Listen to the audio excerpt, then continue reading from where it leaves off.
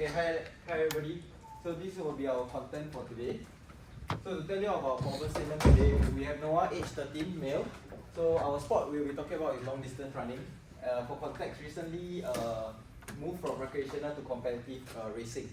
Alright, so Noah is naturally slim and his coach tells him to stay light and fast as it will be beneficial for the team. Then so Noah has been skipping meals and to try to maintain his weight. But he also comparing himself to female teammates who are on different stages of puberty. So our task today is to actually explain the health risks to Noah and create appropriate training approach to emphasize growth, performance, and also the well-being. Okay, so to cover the problem statement itself, we derive 4 things that you need to take note. First thing is by going to recreational to competitive, he may not be well prepared about the training intensity towards his success itself. So our job is we will recommend the training methods. We will guide them on how to go about for doing it. Second is having the comparison between females based on performance itself may be an issue for him because different gender itself has different comparison based on puberty stages. Third is the coach telling Noah to stay light and fast. Understand that the typical and old type thinking is when you are thin, you will run faster. But how thin is it? How you define thin? Our teammates will elaborate more. And lastly is by trusting the coach on maintaining light.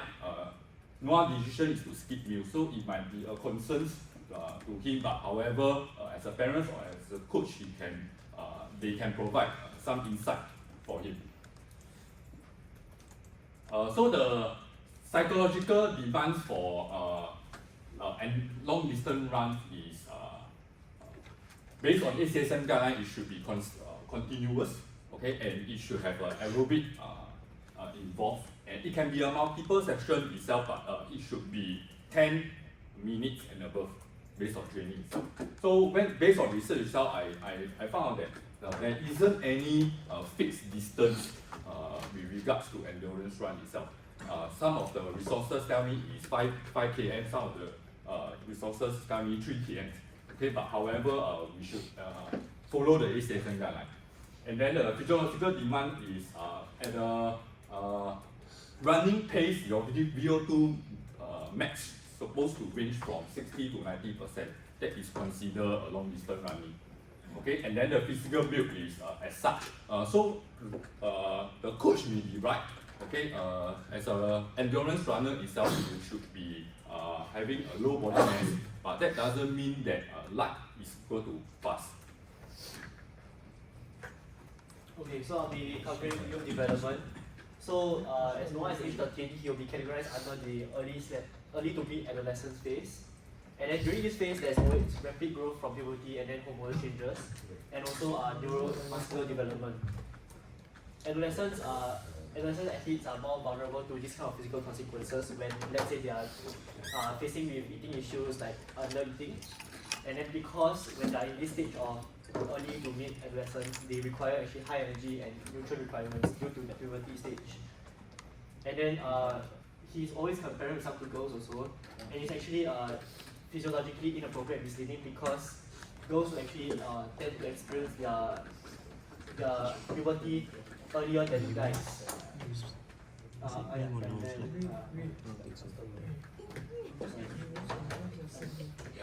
Hi, I'm going to be talking about gender difference in growth and maturation. Okay, so Noah is 13 years old, which is in his early stage of puberty. That means he has taken his growth spurt. So female teammates are usually experiencing more maturation from puberty as compared to him due to their gender. So girls usually start from 10 to 11 years old on average. Then guys will start from 11 to 12 years old. So we can compare the appearance and the performance. So Noah is naturally slim without developed muscle mass, which is very normal for prepubescent boys. But for female teammates of the same age, their early onset of puberty will result in greater body mass, increased strength, and improved endurance in training. So a few such examples is the growth of lean muscle mass, increased size of heart and lungs. Increased size of heart and lungs, which is really needed for aerobic endurance. Okay, so but for performance wise, right, due to the early maturation and onset of puberty for females, no, it is very normal for females of the same age as Noah to outperform him during training. So Noah's improvement in strength and conditioning from training also may or may not be as obvious as impactful as his female teammates. Okay, so one key issue that we have identified is Noah may be comparing himself to athletes in different biological maturity stages, rather than those training at the same level as him. So this unhealthy comparison is maybe the reason why Noah is skipping meals in order to stay light and perform better. So this limits his nutritional energy intake, which is extremely important and very unhealthy for a growing child in an endurance sport. So this may lead to stunted growth due to low energy intake, negative performance due to low glycogen stores, fatigue build-up and poor recovery, causing results to dip and possibly deteriorate, increased injury risk due to poor technique from the fatigue itself. So Ansel will talk about, will elaborate more on that. Alright, thank you, Amar. So we know that Noah has been skipping meals. So I'm gonna tell you about the consequences of undereating lah. So what is undereating is basically you consume too little food for your own body, which is not enough energy and nutrients that needs for your health, your growth, and also your performance. So we have 5 over here. Reduce energy and endurance. Like what Elmer have said, this skipping meals actually lowers your glycogen, which also is the main fuel for long distance runners lah. Okay. So it also leads to slow recovery and declining in performance. Why? So not eating enough calorie and protein slow muscle repair. As long distance runner, the training is actually very tough, and if without the correct calories and protein, enough calories and protein, you guys they will have a persistent soreness and also heavy legs and poorer performance overall. So next will be injury risk. Increase of injury risk. As Noah is only 13 years old, his bones and muscles are still developing. So undereating can reduces their vitamin D and calcium. This will overall the energy availability and also increasing risk of actually fracturing his bone or even shin splints and also like tendon injuries. Next will be poor concentration and pacing. So low blood glucose affects focus and also their decision making, as Noah may struggle with his racing pace, as when it comes to the end or when the fatigue hits the max, he will tend to slow down or even can't even continue to run. So staying mentally engaged during, he also cannot stay mentally engaged during long runs. So lastly will be weaken of immune system. So undereating increased illness risk, as frequent colds and fatigue will interrupt training consistency, which is also a critical factor for endurance improvement. So the conclusion is just undereating causes low energy, easily fatigue, slower pace and poor recovery, and higher injury risk.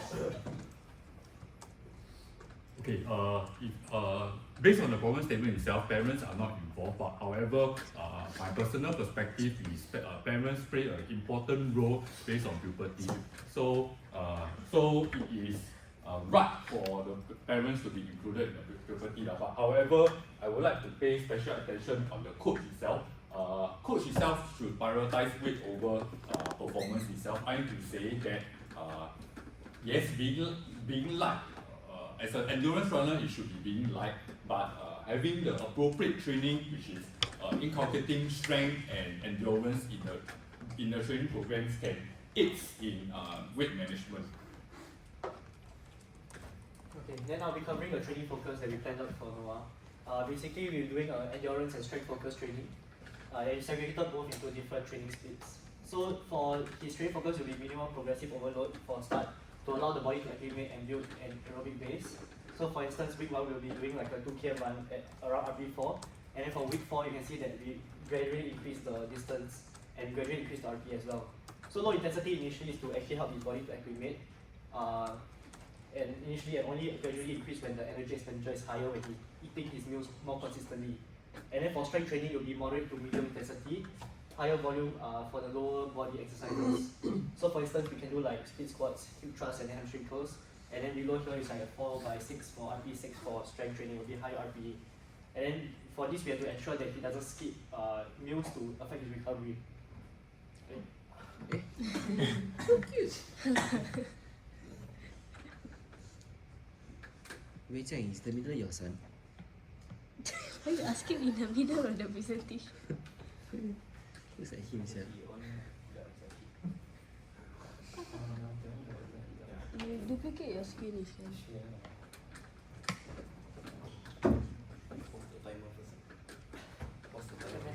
Don't worry, I stop the timer already. No, iPhone can pause then you Yeah. start again. I mean,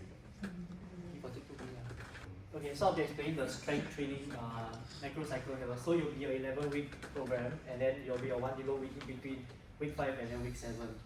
So for the program, I've given him goblet squats, split squat, Romanian deadlift, push-ups, and then planks.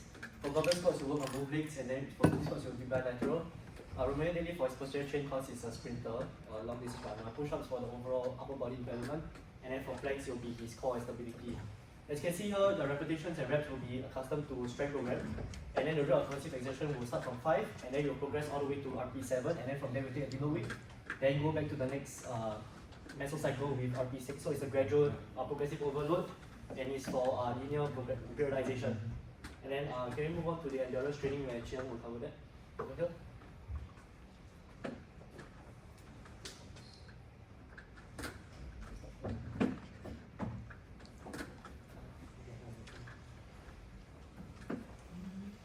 So I'll be going through the training plan. Our team has come up with one example of training plan. So this training plan will be during the first week of the pre-competitive phase. So during the day we have included 2 strength training to develop muscular endurance and enhance his overall fundamental motor skills. And we also include some running drills such as interval run, tempo run, and also 4 to 6 km aerobic run. So this is to enhance his aerobic power and his capacity. And we also include the 1 day of active recovery and also 1 full rest day to better help him to recover from the fatigue and also to prevent overtraining. So in conclusion, Noah case highlight that we should address these 3 factors. So the first factors will be the coach doing a one-on-one conversation with Noah on the understanding on gender and puberty difference. So this is to help him to support his self-perception and motivation. Next, due to the impact of under-eating, so Noah should know that he should follow a structured diet meal, which is 3 meals per day, and also consume pre and post training fuels.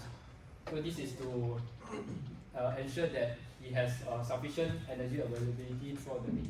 So for the last one, we'll be applying the age-appropriate training plans to Noah, which we have included strength training and endurance training. So this helps him to improve his overall running performance and also reduce the risk of injury. And yeah. Thank you. Thank you. Very good. So if you can move back to the first slide, let me just run through the slide. stop.